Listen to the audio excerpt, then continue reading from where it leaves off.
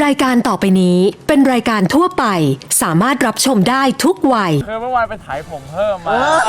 รู้สึกว่าพรุ่งนี้จะไปใส่ชุดนักเรียนแล้วนะตอนนี้ให้รถปิดเทอมอยู่ก็เลยขอมาเป็นนักเรียนแลกเปลี่ยนของเซนคาเบียนสักวันหนึ่งแล้วกันโฟร์ที่แปลว่า4ก็คือโฟร์ได้เกรด4พี่มาก็เกรด4นี่เกรด4 4 เทอมรวมกันได้4คุณนั่งตรงนี้ก็คือเธอมาทำให้ละลายเลยดิทำไมอ่ะโต๊ะริมว้าวคิดว่าคุณแบบเล่นทุกอันแต่ว่าแข่งบางอันคุณแข่งทุกอันเลยเหรอแข่งทุกวันเลยครับทำไมไม่ไปโอลิมปิกกับเขาวะSchool Rangers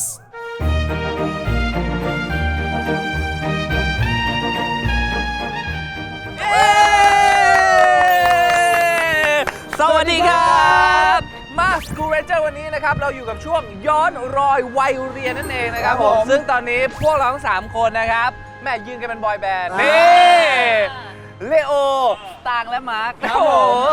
นะฮะเราอยู่หน้าโรงเรียนแห่งหนึ่งนะครับซึ่งต้องบอกว่าโรงเรียนนี้จริงๆผมมีโอกาสมาหลายครั้งแล้วก็เป็นโรงเรียนที่ผมเนี่ยโอ้ตั้งแต่สมัยเรียนอิจฉาเด็กโรงเรียนนี้ทำไมอ่ะผมรู้สึกว่าแบบชุดนักเรียนโรงเรียนนี้แบบใส่แล้วมันดูมีออร่าจริงๆนะกางเกงน้ำเงินแล้วปักชื่อสีแดงเนี่ยเท่มากๆนะครับซึ่งตอนนี้เราอยู่หน้าโรงเรียนถ้าพูดเป็นแบบว่าสำเนียงจริงๆเนี่ยคือเซนเกเบียนแต่เราจะคุ้นเคยกันก็คือเซนคาเบียนนั่นเองจะบอกว่าแขกรับเชิญในวันนี้เนี่ยคือหนึ่งในน้องรักของพวกเราสองคนต้องครับผม ใช่เขาเลยดีไหม ได้สิ หนึ่งในแก๊งโรโบนี่โกเองขอเชิญคุณฟอนนัทวัฒน์โอ้ว้าว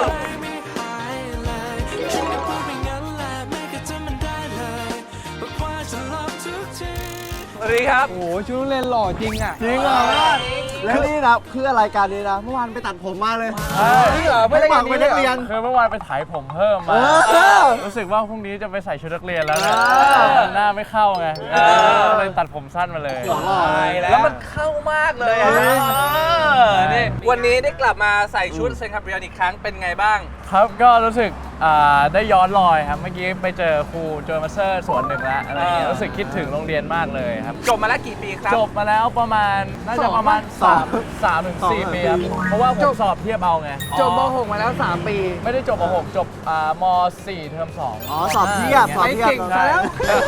ไปเก่งซะแล้วเหรอคุณสอบเทียบแล้วจบเลยเหรอเรียนม.4 ก็เข้ามหาลัยได้แล้วจริงหรือไม่ครับคุณโฟร์ครับคุณจบมาแค่ 3-4 ปีแต่คุณลืมแล้วว่าโรงเรียนเนี่ยเป็นยังไง พอวันนี้มาถึงปุ๊บเนี่ยนะฮะจะไปห้องน้ำไปไม่ถูกใช่ครับผมพอดีหลงลืมแต่ให้โอกาสน้องโรงเรียนจะมีการปรับเปลี่ยนกันเลยเป็นการแบบทำใหม่หรือเปล่าถูกไหมช่วยน้องก็คล้ายๆเดิมถ้างั้นวันนี้เดี๋ยวเราพาน้องโฟร์นะครับไปย้อนรอยกันที่เซนคาเบียนเรื่องราวต่างๆสมัยเรียนของโฟร์ใครเป็นมัมมี่โฟร์เนี่ยนะฮะอยากรู้ว่าลูกเราเป็นไงตอนเรียนตามพวกเราไปโฟร์พาทัวร์เลยตอนนี้เราอยู่หน้าโรงเรียนใช่ครับตอนนี้ถนนเส้นนี้เรียกว่าถนนสามเสนนะครับตรงไปก็ข้างหลังจะเป็นสะพานสีไปเข้าเรียนดีกว่าครับผมมาครับผมตอนโฟร์เรียนคือยังไงแม่มาส่งหรือว่าต้องนั่งรถประจำทางมาพ่อจะขับรถมอเตอร์ไซค์มาส่งครับบางทีก็อยู่ใกล้นี่เหรอใช่ไม่ได้ใกล้หรอกแค่ตอนเช้ารถมันติดก็เลยต้องขับมอเตอร์ไซค์ไม่งั้นมาเป็นชั่วโมงเลยแล้วปกติเราเป็นไงเราสายแบบว่ามาโรงเรียนเช้าหรือกลางๆหรือว่าถ้ามาโรงเรียนสายนะตรงนี้จะมีฝ่ายปกครองครับพอเข้ามาโรงเรียนปุ๊บเราต้องเดินผ่านตรงนี้ก่อนเขาให้มาก่อนเคารพธงชาติครับ8 โมง7:40เนี่ยต้องเข้าไปแล้วแล้วตอนมาโรงเรียนอ่ะต้องยืนคุยตรงนี้ไหม มันร้อนนิดนึงอันนี้รูปปั้นอะไรครับครับอันนี้คือรูปปั้นของ founder นะครับ founder ของโรงเรียนครับพาราดามาตินเดอร์ตูครับเป็นผู้ก่อตั้งโรงเรียนเซนคาเบียนครับสีของเซนคาเบียนเนี่ยตึกเนี่ยเขาเป็นออกแบบแดงๆเนาะแดงขาวใช่สีประจำโรงเรียนคือสีอะไรครับน้ำเงินขาวครับน้ำเงินขาวเลยเหรอน้ำเงินขาวเหรอใช่น้ำเงินขาวคือดาวสวรรค์เป็นสิ่งสำคัญของเซนคาเบียนนี่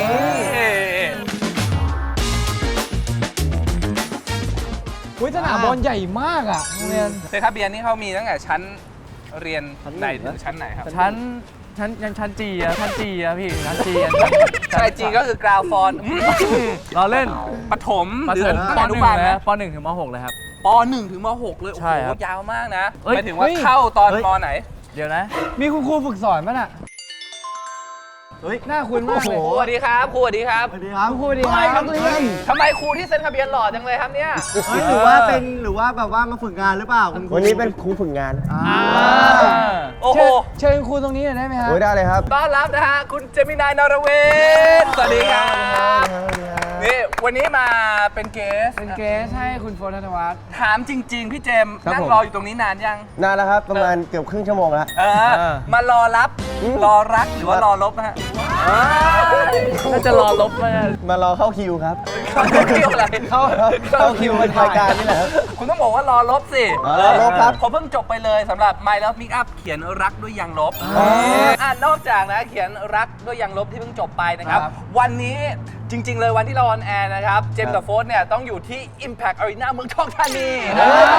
ไปคอนเสิร์ตครับคอนเสิร์ต ชื่อว่า เจมินายโฟร์ Run the World Concert นะครับจะขึ้นที่ Impact นะผมวันนี้เป็นรอบแรกครับ เดี๋ยวพรุ่งนี้ทุกคนถ้าสมมติมีบัตรก็ไปดูกันนะครับ รอบ 2 ครับครับผม ยังซื้อทันอยู่อ่ะ แต่ร้านสตรีมมิ่งก็สามารถซื้อได้นะ ถูกต้องสำหรับคนที่ไม่ว่างนะครับ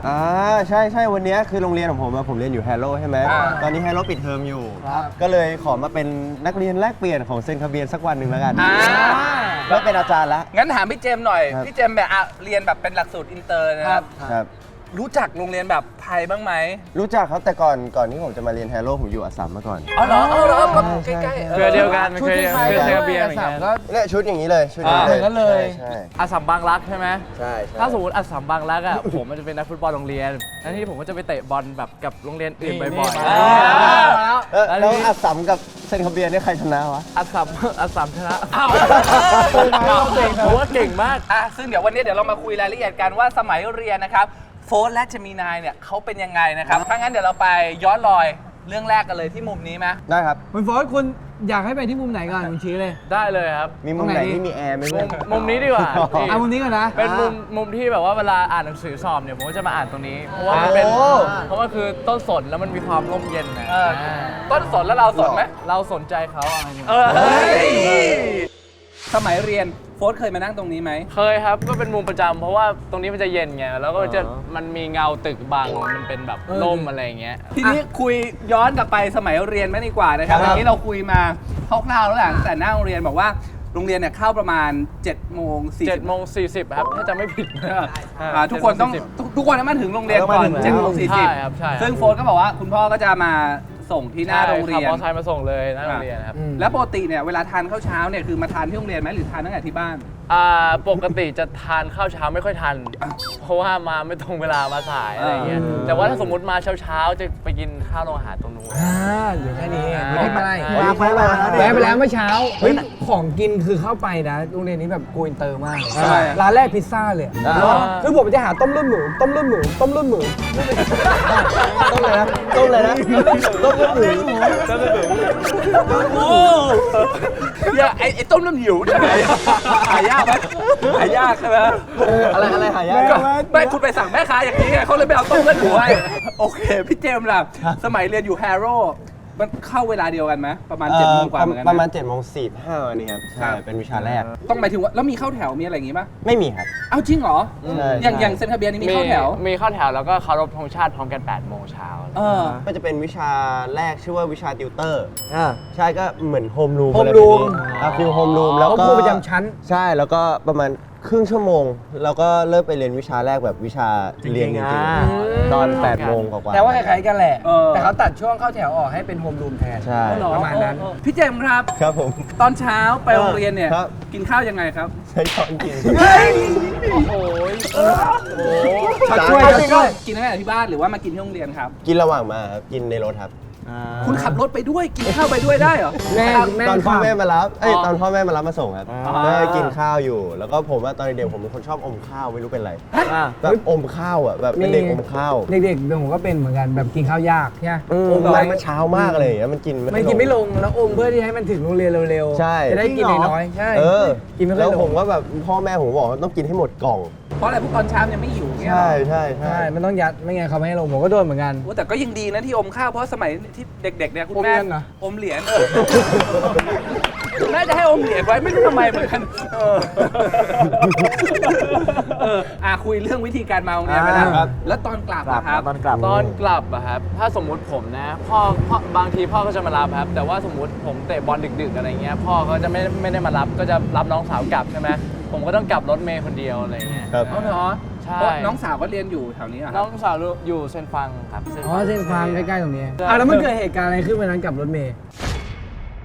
วันนั้นกลับรถเมย์แล้วทีนี้เหมือนตอนประมาณ2 ทุ่มแล้วเตะบอลเสร็จเหนื่อยๆเลยแบบปุ๊บเราก็ไปซื้อน้ำกินเนี่ยแล้วเหลือเงินไม่กี่บาทหรอกแล้วในกระเป๋าเราก็หยิบปุ๊บแล้วก็จ่ายตังค่าน้ำ20 บาทอะไรเงี้ยแล้วก็ไปเดินรอรถเมย์ครับแล้วขึ้นรถเมย์ปุ๊บแล้วก็นั่งไปสายหนึ่งก่อนเพราะว่าคนมันเยอะมาก ครับ ทีนี้ปุ๊บเขาก็เดินมาเก็บตังค์สายเราไปปุ๊บน้องเท่าไหร่13 บาทมาตอนนั้นไม่มีเลยสักบาทพี่ อ้าวเพราะจ่ายค่าน้ำหมดแล้ว ใช่แล้วผมไม่รู้จะทำยังไง ผมก็เลยขอพี่ครับผมขอนั่งต่อไปได้ไหมครับอะไรอย่างเงี้ย แล้วป้าเก่ารถเมย์เนี่ยเขา กระเป๋า เขาโอเคไหมฮะ เขาบอกว่าเดี๋ยวป้ายถัดไปน้องต้องลงเลยนะอะไรอย่างเงี้ย อ๋อเขาไม่ให้นั่งต่อแล้ว แล้วผมก็ทำไง แต่ก็ยังดีที่เขายังไม่เก็บค่าโดยสาร ใช่เขาไม่เก็บแต่ว่า ตอนนั้นมีโทรศัพท์ไหม ตอนนั้นมีโทรศัพท์ ไม่โทรเรียก แต่ว่าโทรศัพท์ไม่มีตังค์ไงไม่มีเน็ตด้วย โอ้ลำบากแล้วไปใหญ่ ตาย ชีวิตพลิกในพลิกเอาไงต่อ ตอนนั้นไม่มีแต่ผมก็ต้องไปลงท่าต่อไปใช่ป่ะแล้วผมก็ต้องทำอย่างเงี้ยนั่งต่อไปเรื่อยๆต่อไปเรื่อยๆเรื่อยๆ มาถึงขอขึ้นฟรีไปเรื่อยๆ ใช่ขอขึ้นฟรีไปเรื่อยๆ ทีละสายทีละสาย ใช่แต่มันมีอันที่3มันรถเมล์คันที่ 3บอกว่าน้องไม่เป็นไรนั่งไปเถอะผมบอกว่าพี่ครับผมขอได้ไหมเพราะว่าเดี๋ยวครั้งหน้าเดี๋ยวผมมาจ่ายพี่ โอ้แล้วคุณจะได้คนเดิมเหรอ ก็นั่นนะสิ ใช่รถเมย์ไม่ได้4 คันถ้าพี่รถเมย์คนนั้นจำโฟสได้และดูรายการนี้อยู่อยากบอกเขาว่าอะไร ผมอยากตอบแทนพี่เป็น100เป็นพันเท่าเลยครับ ตอนนั้นค่ารถเมล์เท่าไหร่ 13 บาท 13 บาท คนพันเท่า 13,000ถ้าพี่ปลาเก๋ารถเมย์คนนั้น เล่นไปแล้ว ขยี้หน่อยกระเป๋ารถเมย์คนนั้นฟังอยู่จำน้องคนนี้ได้ ส่งเลขบัญชีมาที่รายการเราปน3 9933นั่นแหละก็อยากขอบคุณ ขอบคุณพี่ รถ ด้ เม วย ล์ ขอบคุณด้วยที่เอ็นดูน้อง น่ารัก แต่วันนั้นเนาะ นี่ถือว่าเป็นแค่เรื่องแรกเท่านั้นนะครับ ครับ เดี๋ยวเราไปหา จิ้ม มุมอื่นๆนะครับในเซนคาเบียนะครับคุยกันดีกว่านะครับ ได้ครับ โฟร์ธมุมต่อไป โอเคเดี๋ยวผมจะพาไปทัวร์เขาเรียกว่าซุ้มประตู อะไรนะ อยากรู้ไหมมันคืออะไร ทาง ซึ่งมัน เข้า ดื้อคืออะไร ถ้าอยากรู้ก็ไปดูได้ยินเหมือนซุปปลาทูเลย เอาละครับ ก่อนจะไปเจอซุ้มประตูของโฟร์ธตอนนี้ให้เวลาไปพักกันสักครู่ กระซิบบอกก่อนนะครับว่าช่วงหน้ามีเกมให้เล่นด้วยนะสวัสดีครับ ขอต้อนรับทุกคนนะครับผมเข้าสู่กิจกรรมรถโรงเรียนสกูทัวร์2024 และตอนนี้นะครับเราอยู่กันที่โรงเรียนลำปางกัลยาณี จังหวัดลำปางครับครับพี่อาร์มครับเดี๋ยวผมขอไปดูคอนเสิร์ตก่อนนะครับเพราะว่าผมเห็นน้องๆเขาเตรียมตัวกันเยอะมากเดี๋ยวผมขอไปเดี๋ยวก่อนครับเด็กทำไมมันต้องมีบัตรเข้าชมครับผมไม่มีครับพี่อาร์มผมทำไงดีถ้าไม่มีนะครับคุณต้องเอาบัตรผ่านจากผมครับซึ่งบัตรผ่านของผมนะครับคุณต้องตอบคำถามจากรูปภาพปริศนาให้ถูกต้องทั้งหมด3ข้อถ้าคุณทำได้ผมพาคุณเข้าไปเลยปริศนาแรกที่คุณต้องตอบให้ถูกต้องครับตาต่อตาฟันต่อฟันเก่งเกินไปวะตอบถูกครับผมธรรมดาครับพี่อันนี้อะไรล้างหันมันมีคำหน้าหน้าก่อนว่าหลังหันถูกต้องครับลูกสุดท้ายครับนี่ครับผมโนวันเกือบแล้วครับผมโอ้เกือบแล้วครับโอ้ไม่มีวันถูกต้องคำน้องแดงโอเคเพราะฉะนั้นวันนี้นะครับคุณเป็นผู้โชคดีนะครับที่ได้เข้าชมนะครับรถโรงเรียนสกูทัวร์2024ที่โรงเรียนลำปางกัลยาณีเพราะฉะนั้นไปดูกันเลย สดชื่นสุดฟินกับบูธโออิชิกรีนทีรับความซ่ากับเอสโคล่ามาดูแลผิวหน้ากับกานิเย่ร่างกายแข็งแรงกับแลคตาซอยและครีเอทคอนเทนต์สุดมันกับแคนนอนยังไม่จบแค่นี้ต่อด้วยบรรยากาศบนเวทีกับการแสดงโชว์สุดออซ่ามของน้องๆโรงเรียนลำปางกัลยาณีจังหวัดลำปางคนทัพศิลปินจากทีม MTV อย่างบุญเปรมซีคีนมุกฟอร์ดและหลุยพูดคุยแบบใกล้ชิดกรีปิดท้ายกับมินิคอนเสิร์ตสุดมันที่เสิร์ฟให้น้องๆถึงที่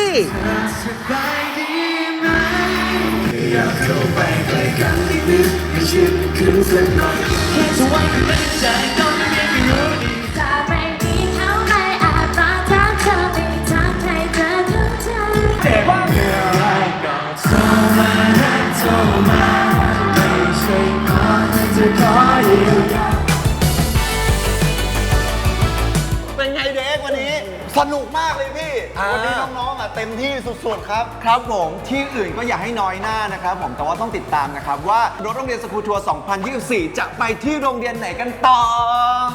เย้แต่ว่าวันนี้นะครับพวกเรา2 คนหมดเวลาลงแล้วครับต้องลาไปก่อนนะครับผมสวัสดีครับสวัสดีครับ School Rangers School Rangers วีทินปาดแล้วปิ๊งไม่มีแป้งช่วงที่แล้วนั่งฟังเรื่องราวการมาโรงเรียนของเจมินายและโฟร์ธกันไปแล้วนะครับ ตอนนี้ขอเปลี่ยนมุมมาทำความรู้จักกับโรงเรียนของโฟร์ธกันหน่อย โอ้โหคือประตูนี้ใหญ่ นี่เราเดินมาไกลมากเลย จากตรงนู้นมาตรงนี้ 10 เมตร 10 เมตรผมขอถามอย่างหนึ่งได้ไหม Never give up อันนี้มันเป็นคำขวัญหรืออะไรหรือเปล่า เป็นแบบว่าโค้ชครับให้กำลังใจก่อนเดินเข้าสนามนี่แต่ว่าเดินเข้าสนามปุ๊บแล้วเราถ้ามองไปทางนู้นเนี่ยจะเห็นคำว่าลาบออมเนนวิชิตแปลว่าวิริยะอุตสาหะนำมาซึ่งความสำเร็จเป็นความฝันประจำโรงเรียนครับ เป็นภาษาอะไรครับเนี่ย ภาษาน่าจะภาษาอังกฤษนะเขียน ซึ่งเดี๋ยววันนี้เรามีเกมมาให้เล่นกันนะครับเพราะว่าต้องบอกว่าเซนต์คาเบรียนเนี่ยเป็นแหล่งรวมศิษย์เก่านะครับใน เยอะ วงการ มากๆ บันเทิงเนี่ยค่อนข้างเยอะเห็นอยู่ตรงนี้นี่คือศิษย์เก่าของเซนต์คาเบรียนทั้งหมดเลยทุกคนเลยถามน้องโฟสหน่อยน้องโฟสทันใครไหม ทันครับ ที่แบบเจอหน้า ก็จะเป็น เจอตา พี่ๆในตึก JMTV ครับแล้วก็จะมีพี่บิลกิน ทันเหรอทันพี่บิลกินเหรอ พี่บิลกินน่าจะห่างหน่อยแต่ว่าทันอยู่ครับ เคยเจอที่โรงเรียนอยู่ ไม่เคยเจอพี่วิกกี้ที่โรงเรียนเลยครับผมน่าจะเด็กแล้วเขาน่าจะโตอะไรเงี้ยน่าจะไม่ทันรุ่นกันอะไรเงี้ยแต่ว่าก็น่าจะแบบได้ใช้อากาศร่วมกันในโรงเรียนอยู่ ถือว่าได้ใช้อากาศร่วมกับบิลกิน ถ้าใกล้สุดๆอ่ะ น่าจะพี่พร้อมพร้อมเปะเบี้ยวเลย น่าจะพี่พร้อมครับพี่พร้อมพี่พร้อมกับจาว่าพี่นัทอะไรเงี้ยพี่ดิวก็จะห่างกันหน่อย ซึ่งเกมนี้เดี๋ยวเราให้โฟ เรี ส ยง เนี่ยนะครับ เรียงส่วนสูงไม่ใช่ส่วนสูงอาจจะยากไปเรียงเจนกันหน่อยไหมว่าศิษย์เก่าทั้งหมดของเซนต์คาเบรียนที่อยู่ตรงเนี้ยใครมาก่อนใครมาหลังนะโฟสคิดว่าสามารถเรียงได้ถูกไหม ผมว่าถูกนะไม่ได้ยากมาก คนที่เป็นเสาหลักก่อนเสาหลักคิดว่าใครแน่แบบว่ารุ่นใหญ่สุดในนี้ รุ่นใหญ่น่าจะพี่หนุ่มสอนรามครับ พี่หนุ่มแน่ น่าจะตรงนี้ปุ๊บพี่หนุ่มปุ๊บเสร็จแล้วน่าจะพี่ทำไทย น่าจะพี่ทำไทยเนาะ พี่ทำไทยกับพี่บิวกินน่าจะใกล้ๆกันปะผ แน่ ม นอน ว่าพี่ทำไทยก่อนอ่ะ พี่ทำไทยก่อนแน่นอน แต่ผมลังเลกับพี่บิวกินกับพี่พี่ดิว พี่ดิวเป็นรุ่นพี่ ผมที่มหาลัย1 ปี พี่ดิวเองเหรอ น่าจะอายุประมาณ 26 27 ป่ะ พี่ดิวน่าจะ 23 24 ไม่บิลกิน ผม บิล ว่า กินรุ่นผม ผมว่าพี่น่าจะ บิลกิ้นก่อน 24 ผมว่าพี่บิลกิ้นก่อน บิลกินรุ่นผมน่าจะบิลกินก่อน ใช่ ไม่รู้ รู้ แหละ บิลกินก่อนผมว่า พี่ บิ บิ ล ล กิ กิ้ น นแล้ว ก่ ก็ อน พี่ดิว พี่บิวกินครับ ครับ เขาบอกว่าเกิดก่อน เกิดก่อน เกิดก่อนพี่ดิว เฮ้ยเจอนัดกับดิวอ่ะ นะครับ นัด นัดกับดิวอ่ะ เฮ้ยอันนี้คือเป็นเรื่องมหัศจรรย์มาก อ่า พี่นัทเนี่ยผมถึง102พี่นัทเนี่ยรุ่น 101 คุณจำรุ่นได้เลยเหรอ ใช่รุ่น 101 ผมเนี่ยรุ่น 102 อ๋อ แล้วพร้อมอ่ะ แล้วพร้อมอ่ะ ไม่พร้อมมาก่อนคุณดิ อ๋อพร้อมไม่ใช่ใหม่ พร้อมมาก่อน เฮ้ยอย่าลืมเพื่อนนี่ นัทพี่ อ๋อ นัทไป พี่ ก่ นัท อน รุ่น 100 นี่พร้อม 100อันนี้ แล้วคุณต่อ 101 แล้วคนสุดท้าย แล้วจะว่า 103 พอดี ขอเรียงกันเลยเหรอ แสดงว่า นัดพร้อมโฟร์ธจาว่าต้องเคยเจอกันในโรงเรียนบ้างสิเพราะว่าเรียนรุ่นกันเลย เคยพี่นัทก็จะเป็นแบบแดนเซ เต้ อน ร์ ปะ ใช่ cover dance อะไรอย่างเงี้ยพี่พร้อมก็จะเป็นแบบไม่ได้เดินปกติแบบคนปกติ ยังไงพร้อมดีเลย อย่างนั้นเลยเหรอแล้วกางเกงสั้นๆหน่อย ใช่กางเกง เต็มที่เหรอพร้อมอ่ะ กางเกงรัดก้นหน่อย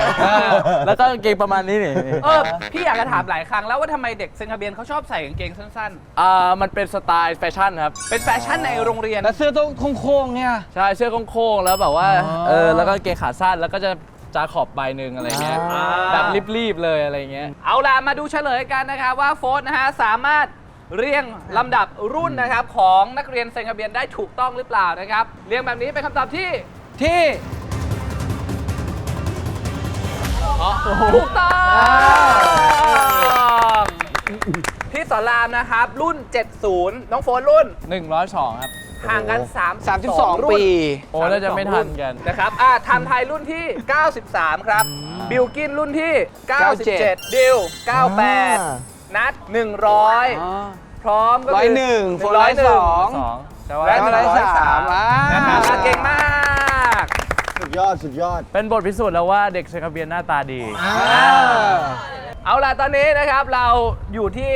ซุ้มประตูโรงเรียนแล้ว ครับ ถ้างั้นต่อไปเดี๋ยวเราเข้าอาคารเรียนกันดีกว่า ได้ครับ นะครับไป let's go ไปนี่โอ้โห สวยอยู่นะ คือเป็นแบบว่าบรรยากาศที่แบบดูคลาสสิกมากสำหรับตึกนี้ ตรงนี้มันจะเสียงกล้องมาก แล้วมันจะเหมาะกับการเป็นแบบคล้ายๆประเพณีมาครับ เด็กนักเรียนแบบม.3 ม.4 เนี่ยจะมาอยู่รอบๆตรงนี้เลย จะมาเกาะเขาเรียกว่าเกาะระเบียงครับ แล้วก็มีพี่ๆจะมาวนกันอยู่ตรงกลางครับแล้วก็จะ ทำอะไรวน จมก้มเหรอ ใช่ไม่ใช่มาจมกลม ฟีลแบบวันจบอะไรอย่างเงี้ย ใช่แบบคล้ายๆวันจบหรือว่าวันสำคัญอะไรไม่รู้ผมไม่แน่ใจอะไรเงี้ยแต่ว่าเขาก็จะมาบูมกันตรงนี้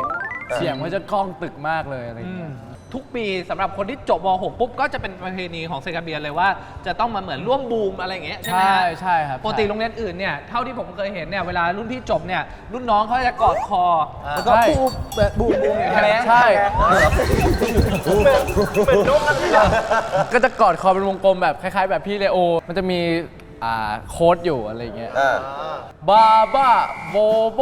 อะไรสักอย่างนี่แหละ ผมก็จำไม่ค่อยแม่นหรอก ครับ ใช่ แต่ว่าโฟร์สอบเหมือนสอบเทียบอย่างเงี้ยแล้วตอนม .6 ได้บูมกับเขา ไม่ ไหม ได้บูมครับเสียดายไม่ได้บูม เอออ อะไรเงี้ยแต่ว่าตอนม.3 ม.4 อะไรเงี้ยก็จะเรียนอยู่ชั้นบนอะไร ก็ เงี้ย จะได้บูมให้พี่ ใช่ก็จะมาช่วยแบบช่วยบูมให้มันเสียงดังๆอะไรเงี้ย ครับ ซึ่งข้างบนก็เป็นชั้นเรียน เดี๋ยวเราพาขึ้นไปดูหน่อยไหมว่า แล้วให้โฟร์เนี่ยไปชี้ว่าเคยเรียนห้องไหน ใช่ห้องจริงๆของผมเลยว่าผมนั่งอยู่ตรงไหน ปกติเนี่ยเวลาคนเนี่ยเขาเรียนเนี่ยอย่างเช่นมปลายเนี่ยมันก็จะ4/1แล้วมันก็1/1ไปเรื่อยๆอย่างเงี้ยของที่เซนคาเบียเป็นอย่างนี้ไหมครับหรือมันจะ ใช่ครับ ก็จะมีแบบ 1 2 3 จะเป็นห้องวิทย์คณิตอะไรเขาก็จะคลาดกันผมอยู่ห้อง 4/3 งั้นพาไปดูหน่อย4/3ที่เคยเรียน ได้ครับ เวลาขึ้นไปเนี่ย ผมไม่ได้ขึ้นปกติ ผมจะกระโดดขึ้นไป อ๋อกระโดดปุ๊บแล้วจะไปอยู่ ไม่เชื่อหรอกทำให้ดูหน่อย 1 2 3บึ้มโอ้ย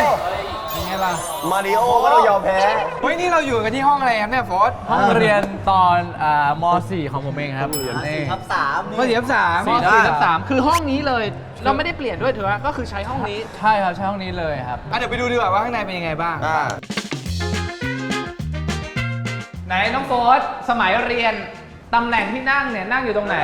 ที่จริงอ่ะมันวนๆครับ แต่ว่าตำแหน่งที่ชอบนั่งคือนั่งริมประตูนั่งประมาณนี้ เวลาใช่เวลาแบบเพื่อนเยอะผมเพื่อนเยอะอะไรเงี้ยในระดับชั้นอะไรเงี้ยชอบทักเพื่อนอะไรเงี้ยเวลาเขาไปห้องน้ำก็แบบเฮ้ยมันอะไรเงี้ย อย่างนี้คุณนั่งตรงนี้ก็คือเธอมาทำให้ละลายเลยดิ ทำไมอ่ะ โต๊ะริม ว้าย ตาย ลึกจัด มุกลึกจัด เวลามีใครมาเข้าห้องน้ำก็ ยังไง บุก ไม่ตายเหรอสมมติเพื่อนเดินผ่านมาตึ๊ด เฮ้ยไม่ได้เพื่อนแล้วก็แบบจะแง้มหน้าต่างไปหน่อยอะไรเงี้ย อ๋อทีนึง ครับแล้วที่บอกว่า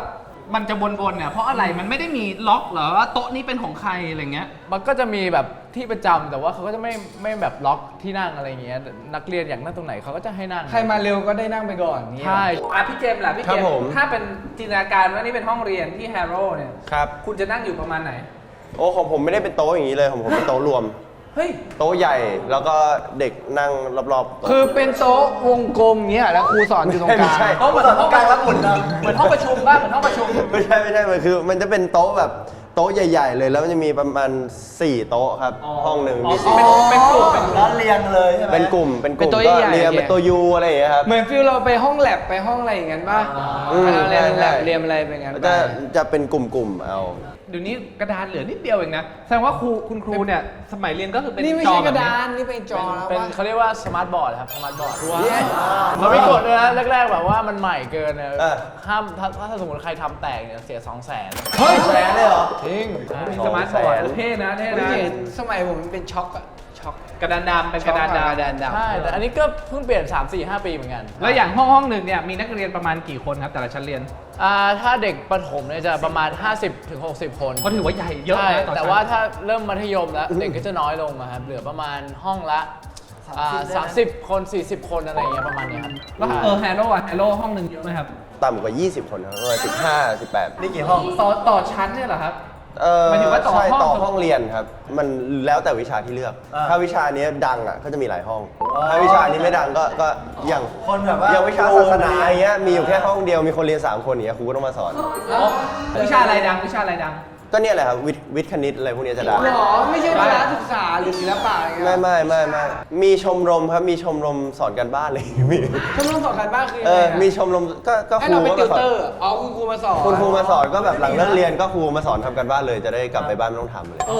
แล้วมีแบบชมรมเล่นสกี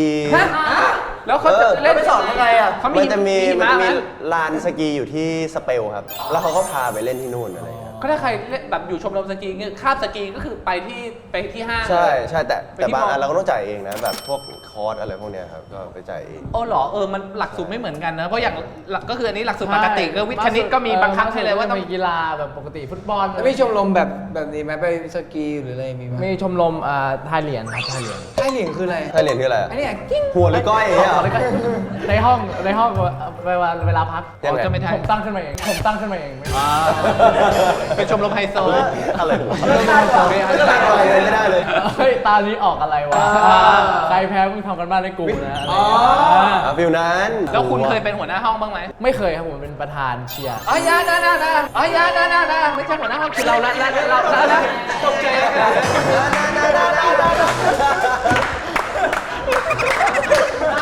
เฮ้ย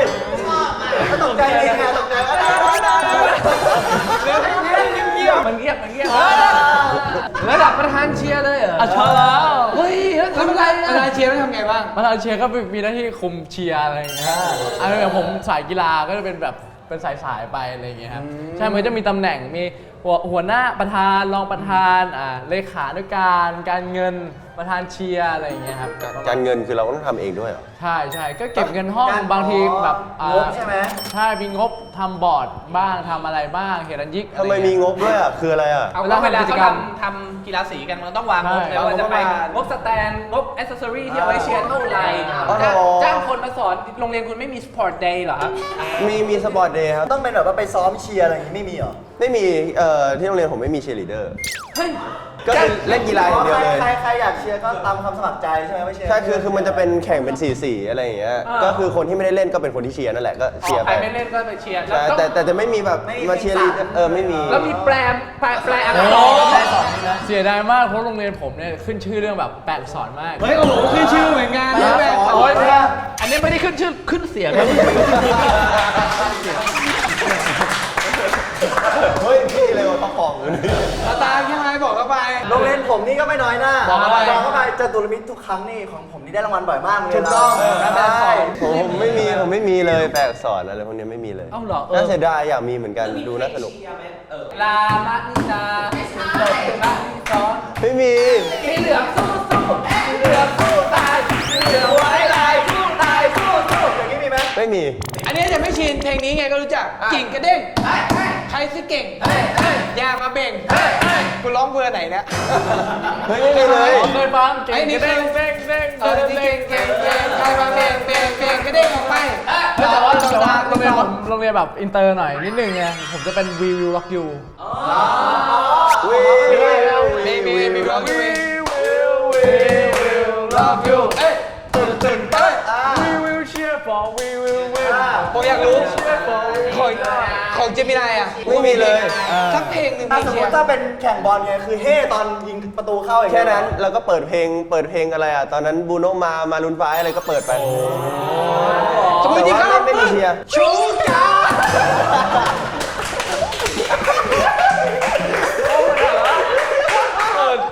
ดีนะ ก็เห็นแบบเจเนอเรชันแล้วก็วิถีการแบบว่ากิจกรรมนะของแต่ละโรงเรียนนี่มันไม่เหมือนกันนะก็น่าสนใจดี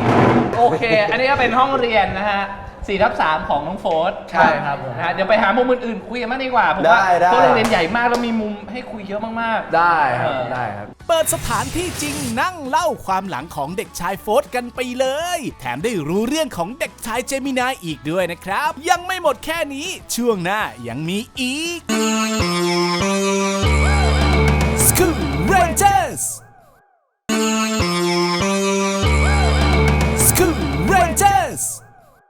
ห่างหายจากรั้วโรงเรียนไปนานยังจำได้หรือไม่ว่ามีเหตุการณ์อะไรเกิดขึ้นบ้าง วันนี้เรามาย้อนความหลังกันหน่อยกับช่วง Memory Box นี่คือช่วงเรื่องเล่าวัยเรียนนะครับผมซึ่งวันนี้ก็เป็นเรื่องของเจมินายแล้วก็โฟนนั่นเองนะครับซึ่งที่เราเห็นอยู่ตรงนี้ วันนี้ไม่ได้มีวัตถุดิบอะไรที่ให้คุณต้องมาเตรียมอาหารนะครับในนี้คือเป็นกล่องความทรงจำนะครับของเจมี่โฟนนั่นเองเรามาเปิดของโฟนก่อนละกันนะครับเขียนว่าอะไรอ่ะ โฟนที่แปลว่าสี่ มันคืออะไร มันแปลว่าอะไร ที่เห็นผมอาจจะเป็นเด็กแบบกิจกรรมหรือว่าเด็กอะไรเตะบอลอย่างเดียวแต่ว่าผมเป็นคนตั้งใจเรียนนะครับ เวลาอยู่โรงเรียนเนี่ยผมจะเป็นเด็กแบบกลางห้องอะไรอย่างเงี้ยจะแบบว่าตั้งใจเรียนอยู่แล้วก็จะจดอาจารย์อะไรอย่างเงี้ย จดอาจารย์ จดไม่จด ที่อาจารย์สอน จดอาจารย์เนี่ยอาจารย์คนนี้ชื่ออะไรก็เลยว่าจดอาจารย์หมายถึงว่าตั้งใจจดเลคเชอร์ จดเลคเชอร์อะไรอย่างเงี้ยแล้วก็จะเป็นที่มาของว่าโฟร์ที่แปลว่า4ก็คือโฟร์ได้เกรด4 ไม่ธรรมดา เป็นเด็กนักเรียนเก่งคนหนึ่ง นี่พี่มาร์คก็เกรด4นี่ เกรด4เทอมรวมกันได้4 อ๋อเทอมละ1เราไปตีแบดไงเราต้องทำใช่ เรามีอีกอาชีพหนึงที่เราทำอยู่ไง แสดงว่าไม่ได้4แค่ชื่อ ใช่ครับ เกรดก็4เหมือน เกร กั ด น ก็4ครับก็จะมีวิชาที่ชอบอะไรเงี้ยจะเป็นวิชาภาษาไทยก็จะชอบมากคณิตศาสตร์อะไรเงี้ย แล้วมีวิชาที่ไม่ชอบ ที่มันเป็นประวัติศาสตร์อะไรเงี้ยรู้สึกว่ามันต้องท่องจำเยอะ อะไรที่ใช้ความจำ ใช่ แต่ถ้าจะใช้ความเข้าใจเนี่ยคือชอบ ชอบครับใช่ เรียนที่นี่คือ4ตลอดยาวๆเลยไหม ก็ไม่ได้ เคย 4แบบ มีเกรดตกบ้างไหม ก็ถ้าตกก็จะประมาณ3กว่าๆอะไรเงี้ย โอ้ เพราะว่าพ่อบอกว่าอยากให้แบบตั้งใจเรียนด้วยอะไรเงี้ยถ้าเตะบอลด้วยก็ต้องตั้งใจเรียนด้วย เหรอคุณพ่อเคยบอกไหมว่าถ้าสมมติว่าการเรียนตกเนี่ยจะไม่ให้เตะบอลคุณพ่อเคยบอกอย่างนี้ไหม ไม่เคยบอกครับก็แต่ว่าพ่อบอกว่าทำอะไรก็ต้องแบบ เต็มที่ใช่ไหม เต็มที่อะไรเงี้ยเรียนไม่ใช่เรียน 50 กับกิจกรรม 50 แต่ต้องแบบเรียน100กับกิจกรรม100อะไรเงี้ยต้องเต็มที่ โอ้เหรอ จริงๆคล้ายๆของผมเหมือนกันเขาบอกว่าแต่คุณพ่อผมบอกไว้เลยว่าถ้าการตีแบดตกจะไม่ให้ไปเรียน อ๋อ อันนี้สลับกัน อันนี้คือการเรียนห้ามตก การฟุตบอลก็ห้ามตก ใช่ แต่อันนี้คือ ถ้าการตีแบดตกมึงไม่ต้องไปเรียน ไม่น่าเชื่อนะคนที่ทำกิจกรรมแล้วก็จะเรียนไปด้วยได้แบบดีขนาดนี้ ยากมากบอกเลยกิจกรรมการเรียนไปด้วยยากมากๆ นะครับแต่ก็อย่างที่โฟร์ได้เกริ่นไปตั้งแต่เราเข้าโรงเรียนแล้วนะครับว่าเขาเนี่ยคือพอม .4 ปุ๊บเนี่ยสอบเทียบเลย ใช่ครับม .4 ปุ๊บแล้วก็ออกจากโรงเรียนเลยครับแล้วผมอยากเข้าคณะเศรษฐศาสตร์ตอนนั้นโรงเรียนผมใช่ไหมจะเรียนเป็นแบบดับเบิลครับคณิตศาสตร์ก็จะมีแมทติกมีฟิสิกส์ก็จะมีฟิสิกส์ภาษาอังกฤษอะไรอย่างงี้วิทยาศาสตร์ก็จะมีวิทยาศาสตร์ภาษาอังกฤษอะไรอย่างเงี้ยรู้สึกว่ามันเรียนเยอะมากอะไรเงี้ย ต้องเรียนสองภาษาเหรอ ใช่เรียน2 ภาษาอะไรเงี้ยแล้วรู้สึกว่าเรียนเยอะเกินไปครับก็เลยไปสอบเทียบ GED ครับใช่ตอนประมาณม .4 เข้าม .5 อะไรอย่างเงี้ยก็สอบเทียบปุ๊บแล้วก็ได้ปุ๊บแล้วก็ไปยื่นมหาลัยเลย โอ้แสดงว่าโฟร์เนี่ยเข้ามหาลัยตอนอายุเท่าไหร่อ่ะ ผมเข้าพร้อมเพื่อนครับหยุดไป1 ปีอ่ะผม ถ่ายซีรีส์พอดี ใช่ผมกำลัง ตอนนั้น จะลังเลว่าจะไปเรียนมหาลัยเลยดีไหมหรือว่าจะทำงานก่อนอะไรเงี้ยรู้สึกว่าก็ทำงานก่อนพอดีปุ๊บแล้วเราก็ไม่มีเวลาไปเรียนจริง ๆ ด้วยอะไรเงี้ยก็เลยรู้สึกว่าตัดสินใจถูกมาก แล้วแสดงว่าตอนที่เราเจอโฟร์ครั้งแรกเนี่ยที่ตอนนั้นประกวด Thailand School Star Thailand School Star ตอนนั้นโฟร์อยู่ ม .3 ชั้น นะ 3ม โอ้โห 3 เด็กมาก 15 3ไม่เหรอ ผมจำได้เลยคือตอนนั้นเหมือนว่าทุกคนอ่ะตอนนั้นมีผมนะมีผมมีเจมินายโฟร์ฟอร์ด ทุกคนตอนนั้นอ่ะ หัวเกรียนหมด ผมสั้นหัวเกรียนหมด นี่ มี มา โค้ดเด็กเกินรอดอ ผมยาวคนเดียว เด็กเกินรอดอ แต่ตอนนี้เหมือนสลับกัน ผมยาวหมดเดียว อันนี้สั้นเพราะอยากตัดเอง ใช่ใช่ แล้วสมัยเรียนที่เซนต์คาเบียนเนี่ยคือเลือกเรียนสายอะไรครับ สายวิทย์คณิตครับ วิทย์คณิตเลยเพราะว่าตั้งใจที่จะเข้าเศรษฐศาสตร์ก็เลยมุ่งทางนี้เลย ตอนแรกผมอยากเป็นนักบิน อ๋อเหรอ ผมก็เลยไป ความ เรียน ฝันตอนแรกอยากเป็นนักบินเหรอ ใช่ก็เลยไปเรียนวิทย์คณิตแต่ว่าเรียนไปเรียนมามันแบบมันไม่ใช่ทางของเราฟิสิกส์มันไม่ใช่ทางของเราเคมีมันไม่ใช่ทางของเราอะไรอย่างเงี้ยก็เลยไปสายเศรษฐศาสตร์ตอนนั้นชอบการเงินพอดี แล้วไงการเรียนเศรษฐศาสตร์นี่มันทำให้เราสามารถบริหารจัดการเงินของเราได้ดีไหมฮะ ไม่ผมเรียนนิติครับ อ้าว สรุปว่าอ๋อโอเคเอาเปลี่ยนอีกแล้ว ตอนนั้นอยากเข้าเศรษฐศาสตร์ปุ๊บไป แล้วทีนี้ผมก็อยากเข้าเศรษฐศาสตร์แหละมหาลัยปุ๊บแล้วผมก็ไปยื่นใบสมัครผมยื่นไป3คณะเศรษฐศาสตร์นิติศาสตร์แล้วก็นิเทศศาสตร์ยื่นไป3คณะปุ๊บผ่านหมดแล้วเกณฑ์ผ่านปุ๊บแต่ว่าวันสุดท้ายก่อนสัมภาษณ์ก่อนจะไปสัมภาษณ์จริงอ่ะเขาอีเมลมาบอกว่าน้องลืมแบบส่งไปจบอะไรอย่างเงี้ยครับแต่ว่าผมไม่ได้อ่านเนี่ยตอนนั้นผมน่าจะถ่ายซีรีส์หรือทำงาน แล้วเหมือนมันเลยเวลาไปใช่ไหม แล้วมันเลยเวลาปุ๊บแล้วเขาให้หมดสิทธิ์สัมภาษณ์อะไรเงี้ยผมรู้สึกเสียใจมาก ผมก็เลยเหลือนิเทศกับนิติอะไรเงี้ยผมก็เลยก็ติด2อันแล้วก็เลยแบบเลือกนิติศาสตร์ แต่เป็นคนที่เรียกว่าชีวิตเขามีจุดหักเหเยอะพอสมควรนะเยอะจุดเปลี่ยนแบบตลอดเวลาเลย ใช่ครับเปลี่ยนทุกวันอะไรเงี้ยบางวันผมนั่งเรียนอยู่ดีๆเรียนวิทยาศาสตร์อะไรเงี้ยรู้สึกเฮ้ยทำไมมันน่าสนใจอยากเป็นแพทย์นั่นเลยแต่ว่าพอไปคาบต่อไปปุ๊บเฮ้ยทำไมมันเรียนยากกันเลยอ่ะไม่เรียนแล้วเดี๋ยวไปเป็นนักบินดีกว่าแล้วทีนี้มันจุดพลิกผันว่าโอ้ยเรียนแล้วปวดหัวอะไรเงี้ยก็เลยไปแบบ ไม่เรียนดีกว่า ถูกไม่เรียนดีกว่าก็สอบเทียบไปเลยอะไรเงี้ยแล้วก็เข้ามหาลัยไปเลย แต่เชื่อว่าเป็นคนที่ถ้าทำอะไรแบบเต็มที่ก็จะทำได้ดีเพราะว่าเขาโฟร์ที่แปลว่า4นี่นะครับผมนี่คือกล่องแรกมาดูกล่องของพี่เจมส์มั้างดีกว่าไหม ถูกต้องครับชึบ Gemini All Rounder เพราะอะไร เพราะเป็นคนอีสานแน่เลย All Rounder ถ้าเป็นคนเหนือจะ All Round เจ้าแล้วคนใต้อะ โอ้ร่าอร่อยแรงนี้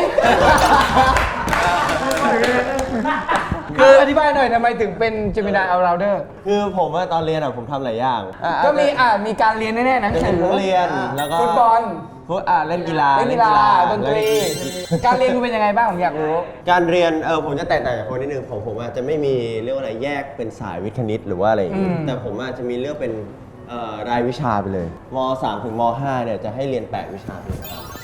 ใช่ก็คือเลือกมาเลยว่าอยากเรียนวิชาอะไร แล้วก็พอถึงม.5 กับม.6 เนี่ยจะเลือกได้อย่างต่ำ3วิชาแม็กซิมัม5วิชาก็คือตอนนั้นผมเลือกชีวะเคมีแล้วก็เลขครับ แล้วตอนมต้นกับมปลายเลือกเหมือนกันไหม ตอนมต้นกับมปลายตอนมต้นผมธุรกิจมีบิสเนสมีฟิสิกส์เคมีชีวะ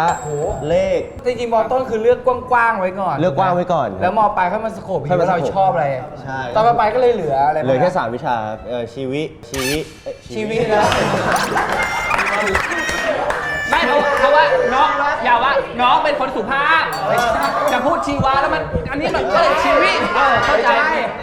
ไม่ได้ นายเจงเป็นหลานเจ๊แต๋วใช่ไหม ชีว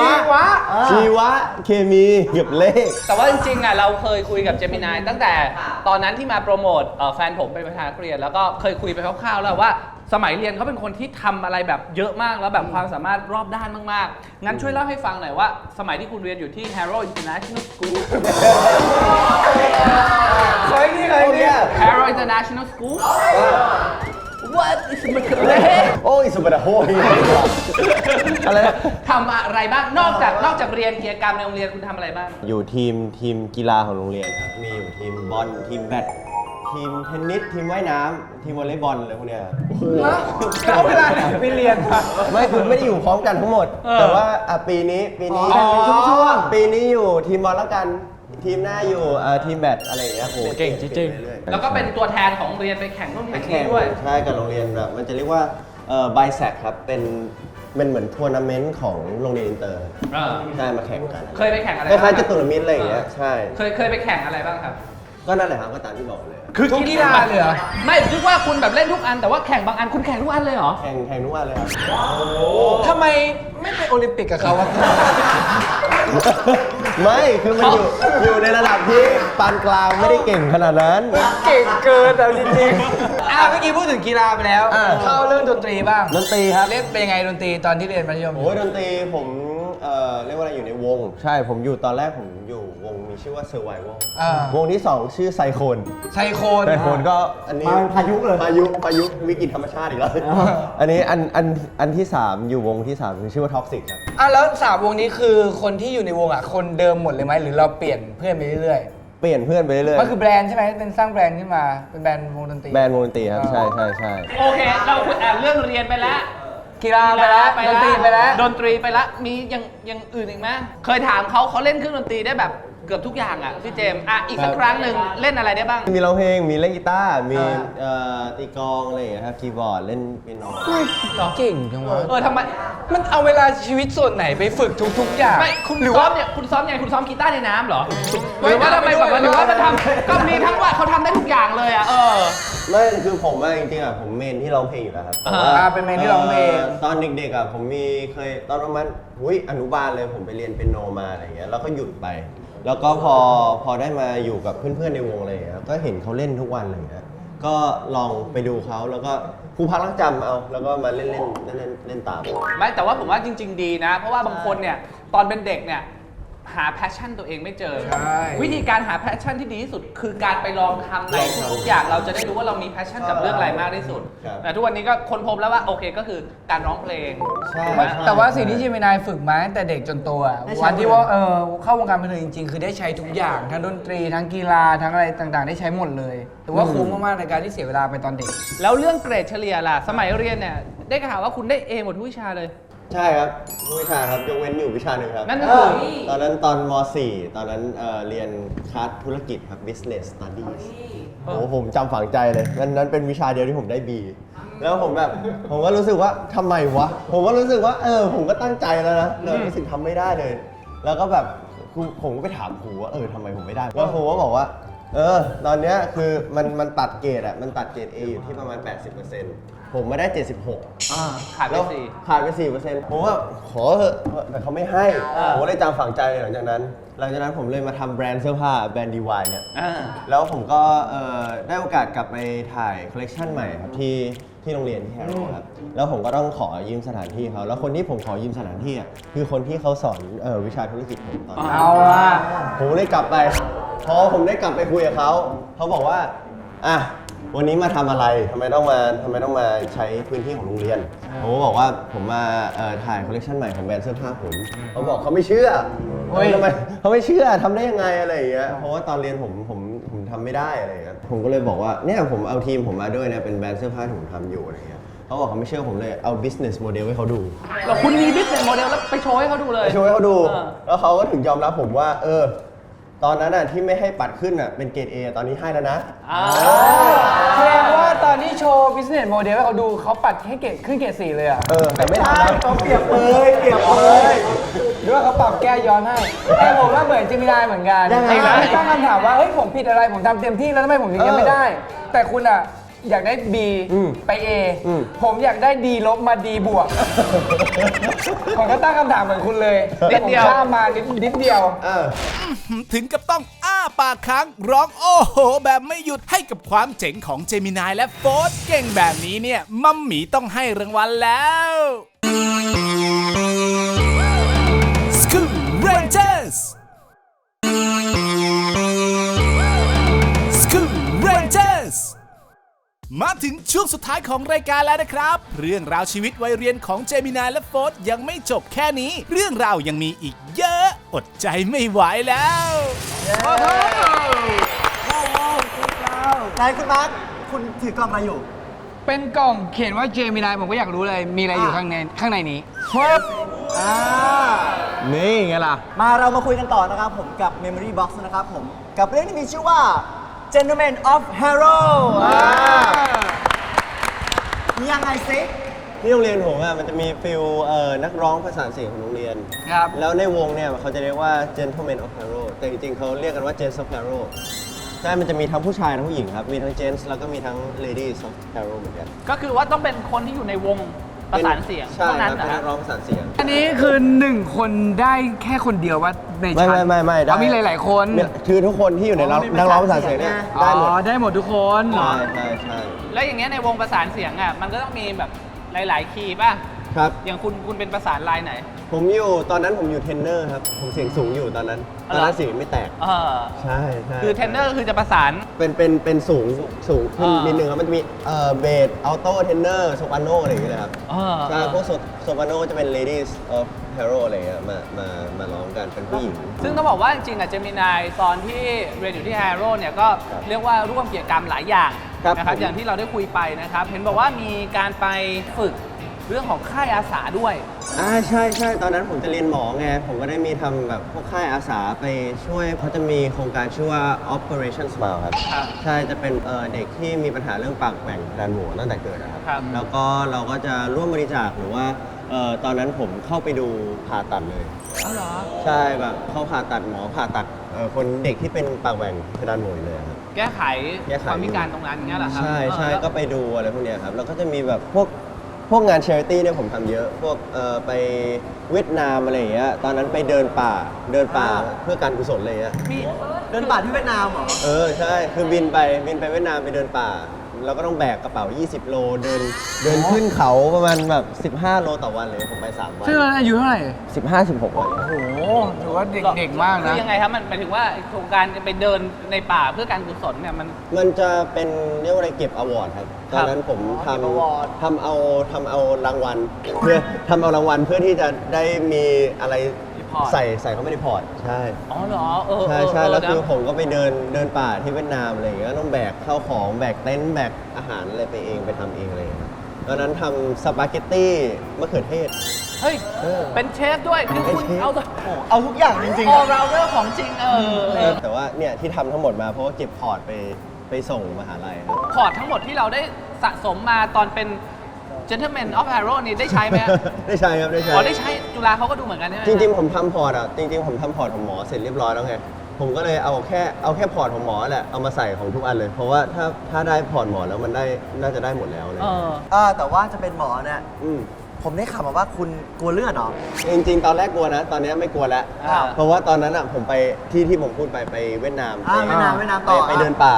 ตอนนั้นมันช่วงหน้าฝนพอดี มันชื้นๆ แล้วอยู่ข้างบนภูเขาก็สูงๆอะไรอย่างเงี้ยเขาก็จะนอนกันใช่ไหมปกติอ่ะคือมันก็ไม่ได้มีอะไรหรอกเรานอนในเต็นท์ใช่ตอนที่ผมนอนอย่างเงี้ยผมตื่นมาอีกวันหนึ่งมีปิงเกาะตูด แล้วไปรู้ได้ไงว่ามีปิงคือเจ็บหรือว่าไปคำ ไม่เจ็บเพราะมันชา มันจริงๆไม่เจ็บเลย แต่ว่าเลือดเนี่ยคือรู้สึกได้จากน้ำเลือด อ๋อเหรอว่ามันเลือดไหลอยู่ที่ก้นเลย เลือดไหลอยู่ที่ก้น แล้วพอจับ ต้องตัวใหญ่มากอะ ตัวใหญ่โอ้โหอ้วนเลยตอนนั้น คือดูดเลือดเจมินายไปเยอะ ดูดมาทั้งคืนนะ เอาออกยังไงฮะตอนนั้น ตอนนั้นใช้ไม้เขี่ยออกครับ เฮ้ย ใช่ เดี๋ยวก่อนคุณเอาไม้เขี่ยปิงออกเลยเหรอ ใช่จริงๆมันไม่ได้ มันคงอิ่มนะ มันคงอิ่มเลือดแล้ว ใช่ นั่นคือเรื่องราวของเจมินายนะครับ มาที่ Memory Box นะครับ ของโฟร์ธบ้างดีกว่า มาดูกันว่าจะเป็นเรื่องอะไรครับ สุภาพบุรุษเซ็นทะเบียน เขาไม่น้อยหน้าไง อันนั้น Gentleman of Hero อันนี้เราก็สุภาพบุรุษเซ็นทะเบียนเหมือนกัน ได้เวลาแล้วเห็นพูดเรื่องนี้บ่อยมาก ใช่ มาสิ ก็จะเห็น พูด แบบ เยอะมากเลยนะ แบ คำเนี้ บ ย ว่าโมตามรายการว่าผมเนี่ยมันเป็นสุภาพบุรุษเซคาเบียนนะอะไรเงี้ยอันนี้คือเป็นแบบใบ certificate ของโรงเรียนอะไรอย่างเงี้ย ครับ ก็มอบให้แบบคนแบบเรียนดีคนกิจกรรมดีอะไรเงี้ยความประพฤติดีด้วยอะไรเงี้ยก็เป็นสุภาพบุรุษเซคาเบียนไปอะไร ก็ เงี้ย คือคุณเลย ใช่ครับผม คุณได้หลายใบไหมอันนี้ มันมีใบเดียวประจำปีอะไรเงี้ย แล้วรุ่นหนึ่งเนี่ยเขาให้เยอะไหมครับ ตามห้องก็จะมีประมาณ 10 คนอะไรเงี้ยห้องมี 50 คนก็จะได้ประมาณ20% 10% 20% โอ้ก็ถือว่าน้อยนะต่อปีอะ ใช่ ก็ต้องแบบเป็นคนที่แบบว่าทำกิจกรรม ความ ประพฤติตัว ประพฤติดี ดีเรียนดี ก็เรียกว่าครบเครื่อง ครับใช่เหมาะกับคนหน้าตาดีด้วย เฮ้ยเหรอ ใช่ จริงเหรออันนี้เขามีคัดหน้าตา เขา ด้วย มี เหรอ คัดหน้าตาด้วยเหรอฮะสุ หย ภาพ อก บุรุษ จะดิโมเลย มันเหมือนเป็นกุศโลบายแหละ ใช่ ให้นักเรียนทุกคนแบบว่า ให้ทุกคนประพฤติตัวดี ประพฤติตัวดี ครับผมทีนี้คุยเรื่องกิจกรรมมากดีกว่าครับเราคุยเรื่องเรียนไปแล้ว ทีนี้สมัยที่เราเรียนอยู่เนี่ยทำกิจกรรมอะไรในโรงเรียนบ้าง ที่จริงทำหลายกิจกรรมเลยในโรงเรียนอะไรเงี้ยพยายามจะทำหลาย ๆ อย่างอะไรเงี้ยเพราะผมชอบทำกิจกรรมครับก็จะมีแบบแสดงละครเวทีของโรงเรียนอะไรเงี้ยเป็นแบบวิ่งเขาเรียกอะไรวิ่งแข่งวิ่งวิ่งผลัดวิ่ง คุณ ร้อย คุณวิ่งเร็วมาก จริงเหรอ เร็วแบบโอ้โหงงอ่ะ ชอบแข่งกีฬาอะไรเงี้ยเราก็จะฝึกกีฬาไปแบบแข่งวันกีฬาสีของโรงเรียนก็จะมีแบบไปแข่งวิ่งแข่งผมจะชอบวิ่งแบบ200 เมตร 400 เมตร เฮ้ย รอบส แล้ว นา ผม ม ได้ข่าวคุณไม่เคยแพ้สักปีเลยนี่ ผมไม่เคยแพ้สักปีเลยครับแล้วเหรียญทองทุกปี จริงเหรอ ใช่ใช่ คุณเคย ใช่ แข่งกับพร้อมก็วิ่งเร็วอะ พี่พร้อมคนละปีกันเลยไม่ได้แข่งกัน ทีนี้เล่าหน่อยว่าเห็นบอกว่ามีกิจกรรมที่ไปเข้าค่าย เข้าค่าย คุณเนี่ยเป็นรองอะไรเขาเรียกรอง ประหลัด ร้องหัวหน้า ลองประหลัดซะแล้ว รองเป็นรองหัวหน้าหมู่ เป็นร้องหัวหน้าหมู่เป็นลูกเสืออะไรเงี้ยทุกคนน่าจะเคยเป็นมั้ง ครับ เป็นแบบไม่พอง ถ้าถือรองหัวหน้าหมู่ก็จะเป็นหน้าที่ถือไม้พองก็จะมีบ้านแต่ละคนอะไรเงี้ยแล้วก็ทำอาหารกินกันเองอะไร จุดไฟก่อเองอะไรเงี้ยผมก็จะมีหน้าที่ทำประมาณนั้นว่า ทำเมนู เป็ ละ นรองหัวหน้าหมู่ไงไอหัวหน้าหมู่มันก็สั่งรองหัวหน้าหมู่แล้วก็ ไอรองหัวหน้าหมู่ก็ต้องทำไง เราไม่ไปสั่งลูกหมูเลยอีกที มันไม่กล้าสั่งไงผมว่าขี้เกรงใจไงก็เลยเดี๋ยวกูทำให้นะเพื่อน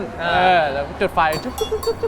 แล้วก็ จำได้ไหมทำเมนูอะไรตอนนั้น ทำไข่เจียวง่ายๆเลยไข่เจียวแล้วก็ผักบุ้งผมก็จะชอบแบบฝึกฟลิปไข่เจียวที่ค่ายเนี่ยเป็นแบบสนามประลองแบบฝึกการฟลิปไข่ เดี๋ยว เจี ก่ ย อน ว หล่นบ้างปะ ไอ้ฟิปเนี่ยคือปกติเขาแบบว่าเป็นครัวจริงจังคุณฟิปที่เขาเข้าค่ายเลย ใช่ เหรอ ผมฟลิปได้แบบ เตาถ่านป่ะ ใช่จนโปรเลยครับผมฟลิปแบบปุ๊บอย่างนี้เลย อ๋อมี ด้วยเหรอ อันนี้เพิ่ม มันเป็นแบบกระทะใหญ่ให้เลยเหรอ ใช่ ใช่พี่เวลาไปเข้าค่ายนะ มันสนุกมันเป็นแบบพอย้อนกลับไปมองแล้วรู้สึกมีความสุขอะไรอย่างเงี้ย นั่นมันคือแบบว่ามุมมองในสายตาของเราด้วยความที่แบบว่าเราเป็นเด็กเนี่ยเราก็สนุกในช่วงเวลานั้น ครับ อยากรู้ไหมว่าในสายตาคนอื่นเนี่ยสมัยเราเป็นเด็กแล้วเราเข้าค่ายเนี่ยเขามองเรามาแล้วเป็นยังไง เฮ้ย วันนี้จะมีคนมา เอา เล่า จริ ให้ งเหร ฟั อ งนะครับขอเชิญคนเล่าให้ฟังหน่อยครับ คุณครู ครูบีครับสวัสดีครับสวัสดีครับนี่ มาแล้วทั้งหมดตรง ตรงเลยตรงก่อน ทำความเคารพ สวัสดีครับ แม่ทำไมตอนสั่งนี่เข้มแข็งตอนสวัสดีเรา อ่อนช้อยจังเลยนะครับนี่คือครูบีนะครับเป็นครูสมัยที่น้องโฟสเรียนอยู่ที่นี่ใช่ไหมครับครูสอนวิชาอะไรครับตอน วิ นั้น ทยาศาสตร์ค่ะ วิทยาศาสตร์ วิทยาศาสตร์ ครับผมในสายตาของครูตอนนั้นโฟสณัฐวัฒน์นี่เป็นเด็กยังไงครับครู เป็นเด็กที่กล้าแสดงออก เฮ้ย แสดงออก กล้าแสดงออก เขาเป็นเด็กเก่งค่ะ เรียนเก่ง ครับ กิจกรรมเด่น กีฬาเด่น ถ้าแข่งมาแล้วแพ้นี่คือร้องไห้ ร้องไห้ครูเคยเห็นเขาร้องไห้เลยเหรอ จริงจังขนาดนั้นเลยเหรอเพื่อน เลยค่ะ การ ให้การสนามเลย ยังไงตอนนั้นเขาแข่งอะไรครูจำได้ไหมฮะ แข่งบอลน่าจะเป็นต่างโรงเรียนแล้วก็กลับมาแบบแพ้เพื่อนๆในห้องก็เหมือนแบบไปล้อมเพราะเขาก็ยืนร้องไห้อะไรอย่างเงี้ย จำได้แล้วโอ๊ย ยังไงไหนจำเหตุการณ์นั้นได้ไหมฮะ ก็คือเหมือนไปแข่งบอลแบบเป็นแบบกีฬาสีโรงเรียนอะไรเงี้ยจะไปแข่งกับเครือต่างๆอัสสัมชัญหรืออะไรทุกอย่างกันแหละแล้วแพ้กลับมามั้งแล้วเหนื่อยไงแล้วทีนี้กลับมาหาเพื่อนแล้วก็ร้องไห้ไงแบบไม่อยากแพ้อะไรเงี้ยอยากเอาเหรียญมาให้เพื่อนอะไรเงี้ยครับใช่ นะครับแล้วนอกจากเนี่ยเห็นมุมเนี้ยเขาเป็นเด็กดื้อไหม ดื้อไหมสำหรับครูไม่ดื้อค่ะ ไม่ดื้อเหรอ ไม่ดื้อค่ะ แต่ว่าก็เป็นเด็กผู้ชายทั่วไปเนาะแล้วก็ ครั จะ บ ติดเล่นนิดนึง แต่ว่าเรื่องเรียนโอเคมาก กิจกรรมโอเคมาก ครับผม แล้วก็โกโก้เดือดๆดาๆเนี่ยค่ะ ซึ่งวันนี้เนี่ยเรามี5ความทรงจำบางส่วนนะครับอันนี้มาดูรูปแรก โอ้โห นี่ ตอนนี้เป็นค่ายพสวค ใช่ แล้วก็เป็นตอนกลางคืนจะเป็นงานเลี้ยงไว้ปาร์ตี้อะค่ะ สภาพที่เห็นนะคะ เพื่อนเขาก็ถ่ายรูปปกติอะดูโฟนดิคะก็เป็นเด็กเรียบร้อยค่ะ เรียบร้อยครับผมเป็นเด็กเรียบร้อย ไม่รูปเนี้ยถ่ายปกติทุกคนยกเว้นคุณครู ทำไมคุณมีท่านี้ด้วยอะ ดูรูปต่อไปนะครับอันนี้ ฟุตบอล จำได้ค่ะนี่บอล เฮ้ยอันนี้ยูเวนตุสปะ ครูเป็น ไหนโฟนอยู่ไหน คนแรก ครูอยู่นี่เหรอแต่ครูต้องมีท่าทุกรูปนะนี่เบา อั ๆ น ไป นี้ ก่อน แฉครูเหรอ คุณครูเล่นตำแหน่งอะไรครับ ผู้จัดการทีม ผู้จัดการทีม มาดามแป้ง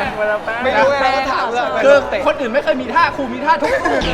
นะครับนี่ยังหาโฟสไม่เจอเนี่ย โค้ชอยู่ไหนอะ นี่ไงโฟสอยู่นี่ แท้จริงเหรอ เฮ้ย นะครับรูปต่อไป ลูกนี้พีกนะ โอ้ อันนี้อันนี้คือถอดเสื้อเลย เพราะว่าตอนนั้นน่ะเป็นค่ายลูกเสือแล้วค่ายลูกเสือเนี่ยจะมีรอบกองไฟ แล้วผมเป็นซูรูแล้วก็แบบไปพ่นไฟแบบมันจะมีคนพ่นไฟแล้วผมก็จะไปจุดไฟอะไรเงี้ยซูรูซัมบาลูอะไรเงี้ย แสดงว่าก็คือเรียกว่าสนิทสนมกับนะลูกศิษย์แล้วก็ใกล้ชิดนะแล้วอย่างเงี้ยพอน้องมาเข้าวงการบันเทิงเนี่ยได้ติดตามผลงานของน้องบ้างไหมครับ ก็ติดตามอยู่เรื่อยๆนะคะ แล้วก็ อ่า รู้สึกเก่งแบบเก่งกว่าที่เราคิดไปเยอะมากงั้นที่เขาก็ฉายแววตั้งแต่เด็กเนาะเพราะว่าเขาเนี่ยให้ร้องให้เล่นให้เต้นทำได้หมด เป็นเด็กที่กล้าแสดงออก กล้าแสดงออก แล้วเวลาเห็นเนี่ยลูกศิษย์เราประสบความสำเร็จเนี่ยเปิดทีวีไปไหนไงก็เจอเนี่ยรู้สึกไงบ้างครับครูครับ คือคนเป็นครูค่ะเหมือนเป็นแม่อะ อ่า เราก็จะชอบโชว์ว่าเนี่ยลูกเราเลยคนอื่นอาจจะไม่อินว่าลูกเราคืออะไรแต่เราก็จะแบบนี่คือสิ่งที่เราเคยอยู่กับเขามาเรียนรู้กับเขามาอะไรเงี้ยค่ะก็ภูมิใจมากๆที่เห็นเขาประสบความสำเร็จมากๆในวันนี้ค่ะ นี่ แล้ว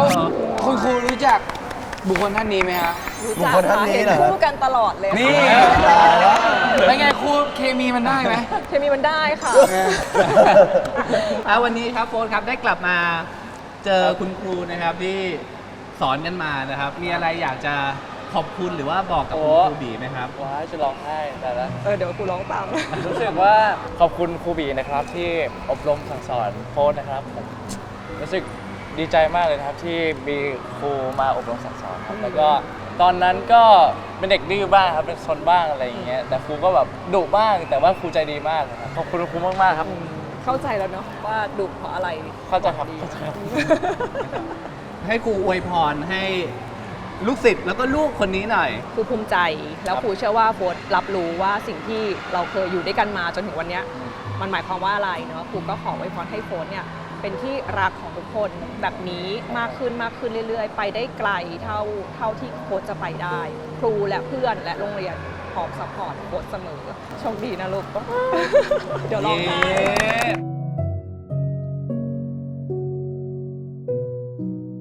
แน่นอนว่าก่อนที่จะมีแฟนๆที่คอยซัพพอร์ตน้องเยอะขนาดนี้เนี่ยจุดเริ่มต้นเนี่ยก็มีคุณครูนี่แหละนะที่คอยซัพพอร์ตมาโดยตลอดนะครับวันนี้เรามีพวงมาลัยนะครับให้โฟนนะครับไหว้ครูนะครับ ครับลูกโชคดีนะครับ เย้เขินครับผมยังไงวันนี้ขอบคุณครูบีมากๆเลยนะครับที่มาเป็นแขกเซอร์ไพรส์ให้กับน้องโฟนนะครับขอบคุณนะครับ เป็นยังไงกันบ้างครับกับการย้อนรอยวัยเรียนของเจมินายและโฟร์แต่ยังไม่จบแค่นี้นะครับ ตอนหน้ายังขอเช็คอินอยู่ที่โรงเรียนเซนคาเบรียน ย้อนวันเก่าเล่าวันวานกันต่อ บอกเลยว่าคุยก็สนุกคอนเสิร์ตก็สุดมันสำหรับวันนี้นักเรียนทำความเคารพสวัสดีครับ